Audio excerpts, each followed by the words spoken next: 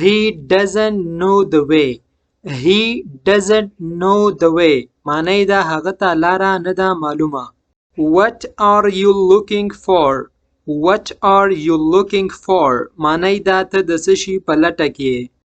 Who is calling? Who is calling? معنی دا څوک زنګ وهي. Do you understand this? Do you understand this? معنی دا ته په دې پوهیږي. مونږ چانه پوښتنه کوو چې ته په دې پوهیږي نو په انګلیش کې به وایو Do you understand this? ته په دې پوهیږي. Where are you now? Where are you now? معنی دا ته اوس چیرته یې. Can I ask you something? Can I ask you something? معنی دا آیا ته نه زه یو څه پوښتنه کولی شم یا زه درنه یو څه پوښتنه کولی شم. Does he know English? Does he know English? معنی دا آیا هغه په انګلیسي پوهیږي هغه ته انګلیسي ورځي. He knows the way. He knows the way. معنی دا هغه ته لاره معلومه ده. I don't know him.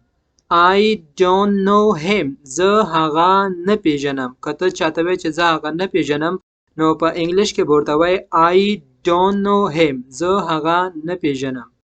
We know the truth.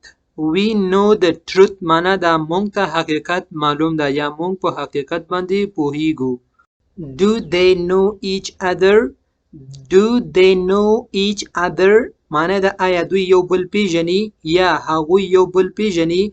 که مونږ چاته په انګلیش کې چې آیا هغوی یو بل پیژني نو داسې به وایو Do they know each other? آیا هغوی یو بل پیژني. He knows my name. He knows my name. معنی دا هغه زما نوم پیژني. Can I go? Can I go?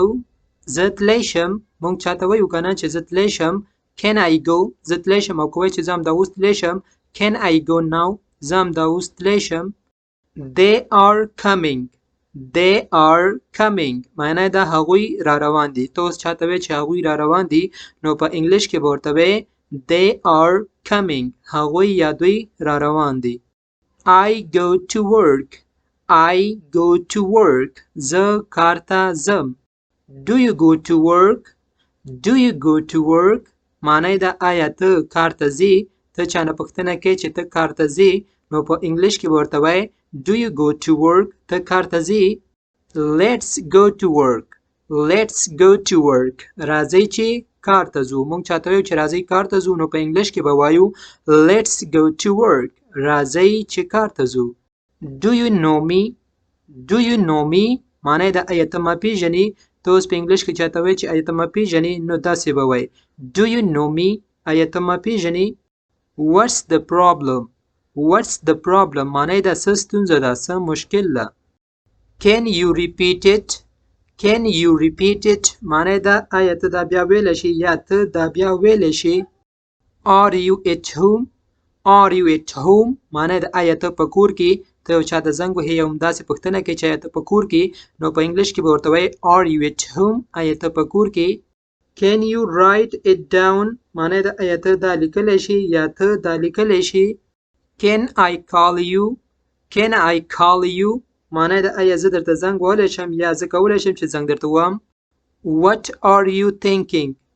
What are you thinking? معنی دا ته څه شي سوچ کوي یا ته د څه شي فکر کوي. Do you need help?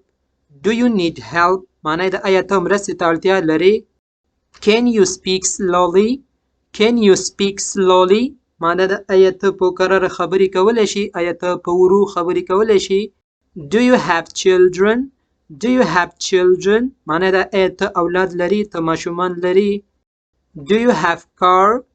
Do you have car? معنی دا آیا ته موټر لري. Did you sleep well? Did you sleep well? معنی دا آیا ښه خوب دې وکړ یا خوب دې ښه و. Why are you late? Why are you late? معنی دا ولې دې ناوخته کړه. What's your job? What's your job? معنی دا ستا وظیفه څه شی ده. Are you coming with me? Are you coming with me? معنی دا ته له ما سره راځې. مونږ چانه پوښتنه کوو چې ته له ما سره راځې نو په انګلیش کې به ورته وایو Are you coming with me? ته له ما سره راځې. Where is your home? Where is your home? معنی دا ستا کور چیرته ده. What is this? What's this? معنی دا څه شی ده. ملګرو د داسې ښایسته ویډیوګانو لپاره زموږ یوټیوب چینل انګلیش ریډر در سره سبسکرایب کړئ او ویډیوګانې لایک او کمنټ پرې وکړئ.